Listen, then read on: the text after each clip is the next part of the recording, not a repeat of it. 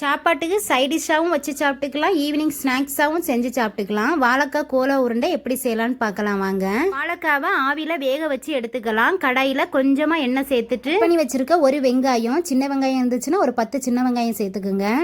என்கிட்ட சின்ன வெங்காயம் இல்லை, கூடவே ஒரு துண்டு இஞ்சி, 5 பல் பூண்டு, காரத்துக்கு ஏற்ற மாதிரி காஞ்ச மிளகாய், ஒரு கொத்து கருவேப்பிலை சேர்த்து வதக்கிடலாம். எல்லாமே லைட்டாக வறுத்தா போதும். கூடவே 1 ஸ்பூன் சோம்பு, 1 கப் பொரிக்கடலை, 1/2 கப் தேங்காய் சேர்த்து மிக்ஸ் பண்ணிவிட்டு 1/4 ஸ்பூன் மஞ்சத்தூள், தேவையான அளவு உப்பு, கொஞ்சமாக பெருங்காய பவுடர் சேர்த்து மிக்ஸ் பண்ணிவிட்டு ஃபைனலாக 1 கைப்பிடி அளவு புதினா சேர்த்து மிக்ஸ் பண்ணி ஸ்டவ் ஆஃப் பண்ணி ஆற வச்சிடலாம். வச்சுருந்த வாழைக்காயிலிருந்து மேலே இருக்க தோலை மட்டும் நீக்கிட்டு மிக்சி ஜாரில் சேர்த்து அரைச்சி எடுத்துக்கலாம். வறுத்து ஆற வச்சிருந்த தேங்காய், பொரிக்கடலை எல்லாம் மிக்சி ஜாரில் சேர்த்து தண்ணி எதுவும் சேர்க்காம அரைச்சி எடுத்துக்கலாம். அரைச்சி எடுத்ததை வாழைக்காவோட சேர்த்து நல்லா மிக்ஸ் பண்ணி கையில் நெய் தடவி உருண்டையாக பிடிச்சி எடுத்து எண்ணெயில் சேர்த்து பொரிச்சு எடுத்தோம்னா சூப்பர் டேஸ்டியான வாழைக்காய் புதினா சேர்த்து செஞ்சு பாருங்க. புதினா ஃப்ளேவரில் அந்த டேஸ்ட் சூப்பராக இருக்கும்.